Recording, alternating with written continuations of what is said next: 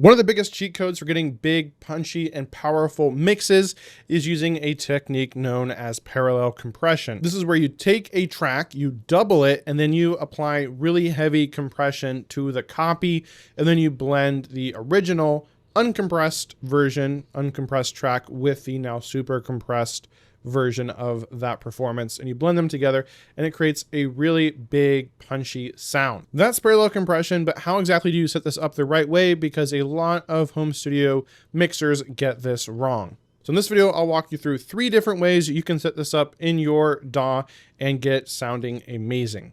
Hey, I'm Reagan Ram with Orpheus Audio Academy, and so in this track, I'm going to be demoing it on this drum track here, and it sounds like so.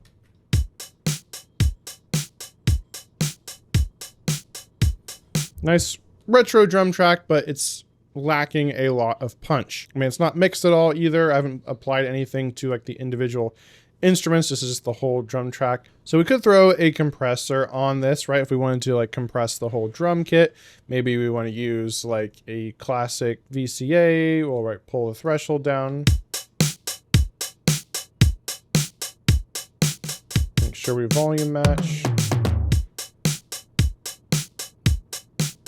So we're only compressing the loudest sounds. So the loudest peaks are getting squashed, but the quieter sounds are kind of left alone unaffected. And so you can kind of lose some of your transients with this compression and not quite get the punchiness that you're looking for. So instead we can apply parallel compression, and now we're going to bring up those quiet sounds as well, because you're really smashing it.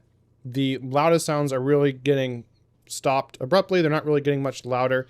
It's really the quieter sounds that you're going to be bringing up, because it's almost acting like you're almost getting close to limiting territory with as heavy of compression that you're applying. So there's several different ways to do this. Number one is just to create a copy of your drum track like I did here, and this is what we're going to apply the compression to. But there's a problem with this method and the other methods as well, in that when you are actually making a copy, you're actually going to be making it louder. So we can see neither of these are compressed. And if we look at just this drum track, we can see how loud it is.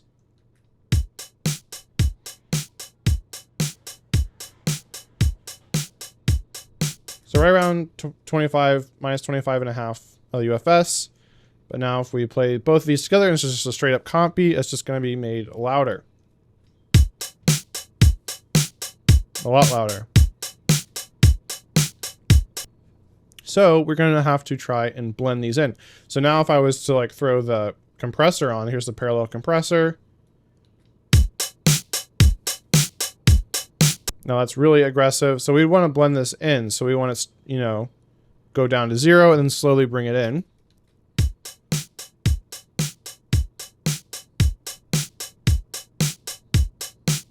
And it's like, oh yeah, that sounds really nice and punchy. But again, if we look at the meter here, we're still also getting a little bit louder. So we're just going to want to make sure to keep an eye on that and volume match that. So if we're going to bring up more of the parallel compression, we want to make sure we adjust the output gain here as well.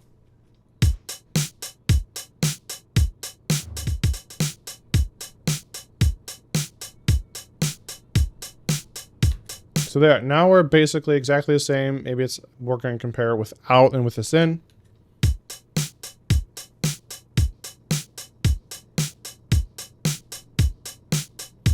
Now you're definitely hearing, like, especially on the highs there, those are a lot brighter and punchier.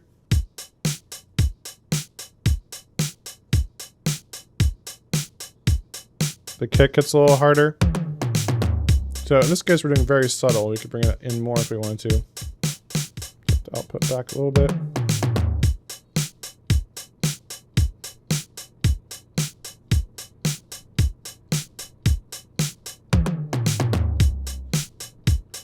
Very subtle, but it definitely helps boost those drums a bit. Now, speaking of mixing, one thing that's really going to help you produce pro quality mixes from home using the plugins and gear you already have is a step-by-step system you can follow, so you're not just mixing in circles and just doing things haphazardly. You want a step-by-step system that you can follow that's going to pump out amazing, high quality, Spotify ready songs each and every time. And so I have a free guide you can get for this in the description below, or go to orpheusaudioacademy.com/mixing checklist. So that's method one. Another way is just to throw a compressor on the track, and it has to be a compressor that has a mix knob. So if we go back to this one, we can just take this mix knob and just pull it all the way back. Again, we'll look at our insight tool. So you just need a compressor that has like a mix knob here.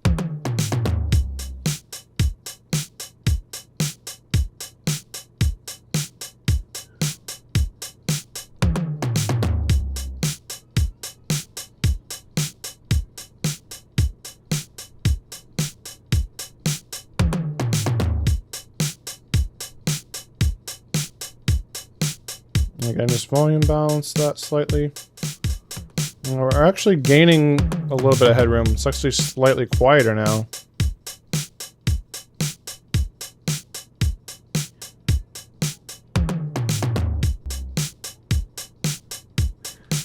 But it just makes it feel more forward, more in your face, and just punchier. And you can see we're not adding any volume. If anything, it's a little bit quieter. So that's how you can get louder mixes as well. And so I like this much better than copying. I think it's a lot easier to manage and not as much going back and forth and all that messiness.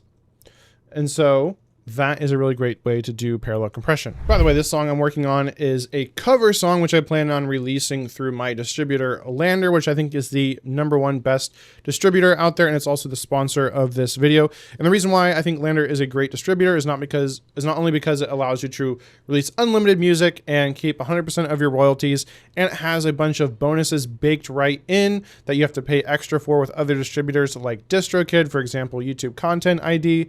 Also, if you, for some reason, cancel or you can't keep paying, your music doesn't get taken down. It just reverts to an 85-15% split. So you're still getting 85% of your royalties. All that's amazing, but it is also the best distributor when it comes to uploading cover songs, because you don't have to go hunt down the licenses on your own. You just pay a one-time $15 fee and boom, your cover song is covered legally. So you can have cover songs out there on Spotify and all these different streaming platforms and actually make money from your cover, and you're not having to hunt down the license, keep it updated, or if you're using DistroKid, you're paying a yearly annual fee just to keep that cover song up. So if you want to check out Lander Distribution to be your music distributor, then I highly recommend you use my link, as you can save 20% off your first year. Just click in the description below or go to orpheusaudioacademy.com/Lander. Now, the third and final way to apply parallel compression is actually to put it on an effects send or aux channel. So that's what we've done here. So if we go, I'm using 50 here. So here's the compressor on the send. And we are going to ensure that the mix is 100%. And then we're going to have it also be 100% here because we're sending a copy. So we want to send 100% of the drum track to this parallel channel so that it's a 100% copy. Now we're going to blend the two copies together. So here's the parallel send here. So now we use the fader to turn up the volume. So again, just throwing this on here, we're gonna make sure we're not like adding more volume. So if we'll have Insight 2 here. So we can turn it all the way down so we're not getting any parallel compression.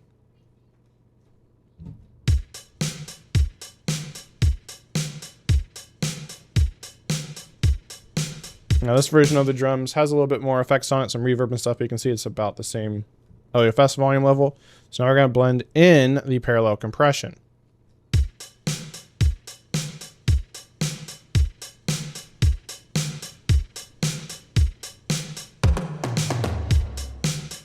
Nice, but we are getting some volume, so we might want to pull the output back more.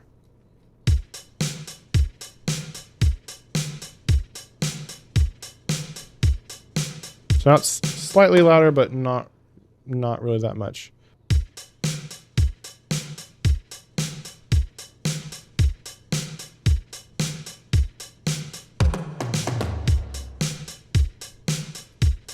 Again, really subtle, but I really think that helps thicken up your drums and just makes them a lot more punchier in your face and more modern and pro sounding. And this is a trick that a lot of, professional award-winning engineers have used for a long time. Now, one thing to keep in mind is I'm actually sending this pre-fader I think by default it's post pan here in Logic. And so if we do that, then if I actually turn down the volume here, which where are we at right now? -2.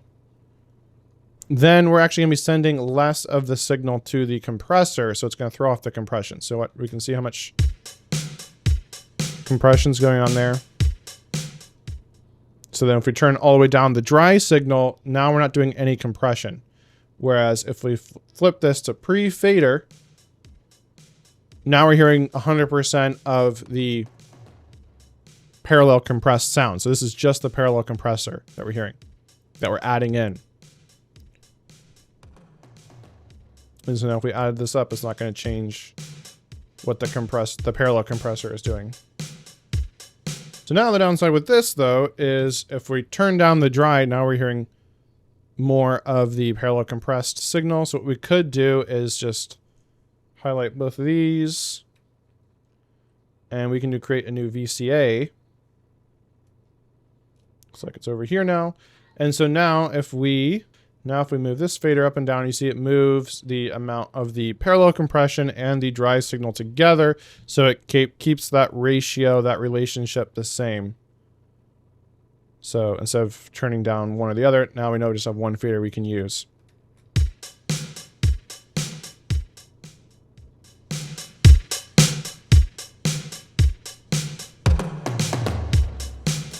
So if this video was helpful, go ahead and hit a like. If you want to check out my full workshop and how to go about producing pro quality music from home, then definitely check out the video on the screen right now.